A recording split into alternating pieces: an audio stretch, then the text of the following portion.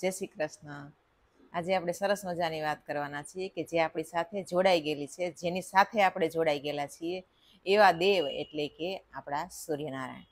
અને એ સૂર્યનારાયણને આપણે જળ ચડાવીએ છીએ, તેમને પૂજીએ છીએ, તેમનું પૂજન કરીએ છીએ। શા માટે? આપણે ઘણી વખત એવા પ્રશ્ન થાય કે જે આખા વિશ્વને જે પાણી પૂરું પાડે છે, કારણ કે જો સૂર્યનો પ્રકાશ ન હોય તો સમુદ્રમાંથી બાષ્પ નથી થતું, અને બાષ્પ ન થાય તો વાદળ નથી બનતું, અને વાદળ ન બને તો વરસાદ નથી થતો। તો જો આખા જગતને જે ભીંજાવે છે, આખા જગતને જે પાણી કરી દે છે, આખા વિશ્વના માનવ જાતિથી લઈને બધી યોનિઓને પાણી પૂરતું પાડે છે, તેવો જે સૂર્ય છે એને આપણે એક લોટો જળ ચડાવીએ છીએ, એક અંજલિ આપીએ છીએ, તો એનાથી આપણી ભક્તિ પૂર્ણ થઈ જાય છે।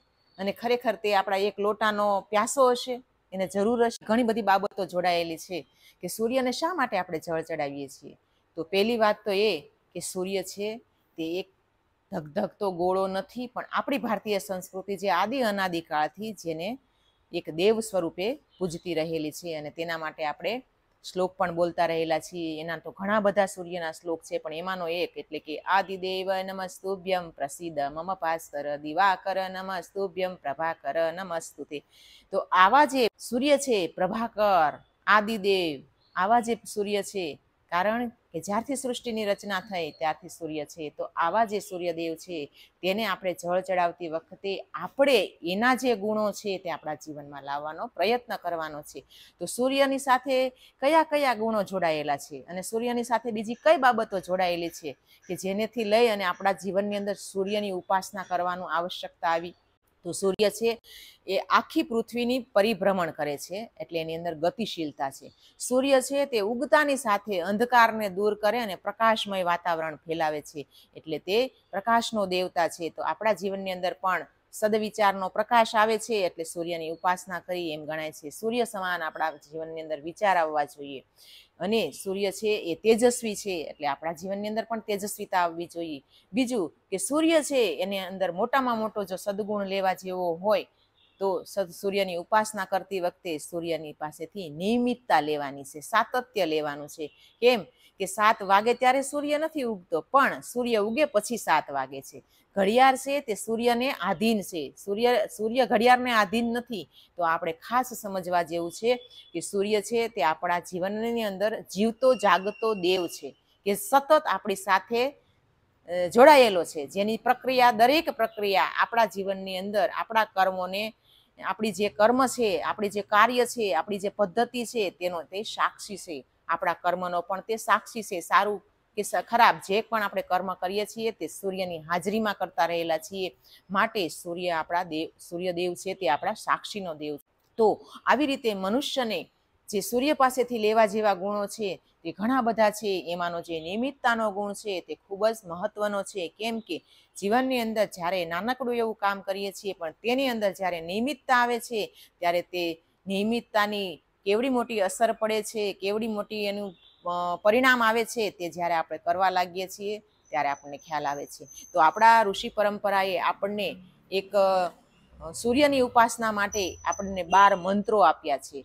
તો એ 12 મંત્રો બોલતી વખતે આપણે 12 વખત સૂર્ય નમસ્કાર કરવાના છે। તો આપણે જ્યારે 12 નમસ્કાર કરીએ છીએ ત્યારે એક રાઉન્ડ પૂરો થાય છે। તો આવી રીતના ઘણા આપણા ભારત દેશની અંદર અને બહાર પણ આવી રીતે સૂર્ય નમસ્કારને ખૂબ જ મહત્વ આપવામાં આવ્યું છે। અને આવી રીતે એક ઉપાસનાની સાથે મારા શરીરની તંદુરસ્તી માટે અને સશક્ત શરીર માટે મારે આ સૂર્ય નમસ્કાર કરતી વખતે મારી એક ઉપાસના પણ થાય છે। ભગવાન અને સૂર્યદેવને એક ઉપાસના તરીકે હું પૂજન પણ કરું છું, અને મારા શરીરનો વ્યાયામ પણ થઈ જાય છે।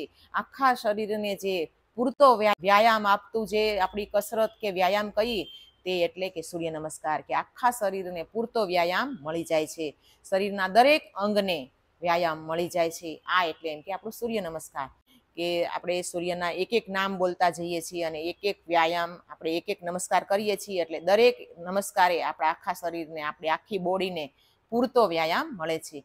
તો આ થઈ સૂર્ય નમસ્કારની વાત। પછી જોઈએ કે સૂર્ય છે તેની અંદર ગતિશીલતા છે, તો ગતિશીલ આપણું જીવન પણ ગતિશીલ હોવું જોઈએ. આપણું જીવન જ્યારે એક જગ્યાએ, જેવી રીતે કહેવાય છે ને કે જો ખાડો અને ખાબોચિયાનું પાણી હોય ને તો એ પાણી ગંધાવા માંડે છે, એની અંદર થોડો સમય થાય ને એટલે દુર્ગંધ આવવા લાગે છે અને પછી થોડા સમય પછી તે સુકાઈ જાય છે.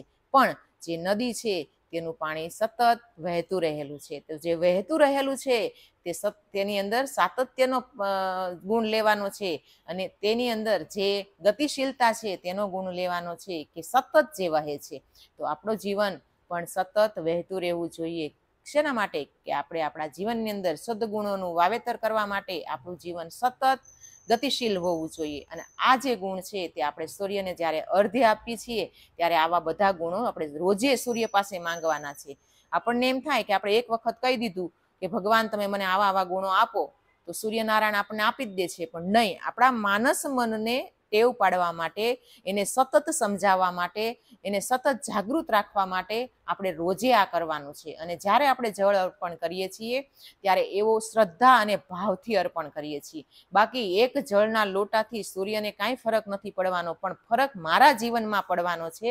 એટલા માટે હું જળ અર્પણ કરું છું. એટલે માનવ જાતને ઉત્કૃષ્ટ વિચારો આપવા માટે, ઉત્કૃષ્ટ સ્થિતિ આપવા માટે આપણા ઋષિઓએ આપણને આ પરંપરા આપેલી છે કે સૂર્યને અર્ધ્ય આપવાથી આપણા જીવનની અંદર ઘણા બધા ન ખબર પડતા ગુણો આવી જાય છે. અને ત્રીજી વાત કે આપણે તેજ પૂજક બની જઈએ છીએ, કારણ કે સૂર્ય છે તે તેજનો દેવતા છે, પ્રકાશનો દેવતા છે. એટલે આપણું જીવન છે તે તેજ પૂજક બને છે. આપણા જીવનની અંદર અસ્મિતા, તેજસ્વીતા, ભાવપૂર્ણતા, આ બધા જ જે ગુણો છે એ ન ખબર પડતા ધીરે ધીરે આપણા જીવનની અંદર આવવા લાગે છે અને આપણું જીવન છે તે શ્રેષ્ઠ અને ઉત્તમ બની જાય છે. તો આવો જે સૂર્ય છે તેની ઉપાસના શ્રી રામચંદ્ર ભગવાને પણ કરતા હતા. સૂર્યનારાયણને ભગવાન શ્રી રામ પણ અર્ધ્ય આપતા હતા.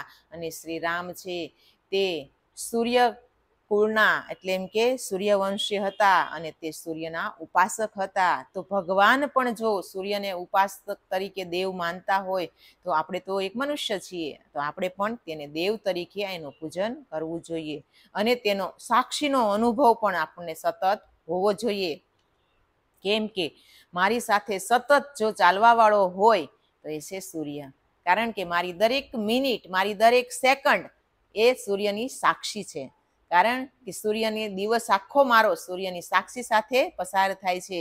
તો આ જે મારો દિવસ છે એ દિવસ સુંદર અને સુવ્યવસ્થિત, દ્રઢ નિશ્ચયવાળો બને ત્યારે આપણે સૂર્યના ખરા ઉપાસક બન્યા છીએ એવું ગણાય છે. આપણા જીવનની અંદર અમુક આપણે સંકલ્પો લેવાના છે, અમુક જે સંકલ્પો છે તે પૂર્ણ કરવાના છે. અને એ જે લીધેલા સંકલ્પો છે તેની અંદર ગતિ આવે, તેની અંદર ધીરજ આવે, તેની અંદર વિશ્વાસ આવે, શ્રદ્ધા આવે, આ બધું જ આવે. એના માટે આપણે સૂર્યને જ્યારે જળ અર્પણ કરીએ છીએ ત્યારે તેની પાસે આ બધા ગુણો માગવાના છે અને તેને પ્રાર્થના કરવાની છે હૃદયથી કે હે સૂર્યનારાયણ દેવ, તમે જેવા તેજોમય છો તેવું મારું જીવન પણ તેજોમય બને અને ભવ્ય અને દિવ્ય બને. એટલા માટે આપણે રોજે સૂર્યની ઉપાસના કરીએ છીએ અને સૂર્ય પાસેથી આવા અનેક ગુણો આપણા જીવનને આપણે લાવવાનો પ્રયત્ન કરીએ છીએ. તો આજ માટે અસ્તુ. ફરીને પાછા નવી વાતો સાથે મળીશું. ત્યાં સુધી બધાને જય શ્રી કૃષ્ણ.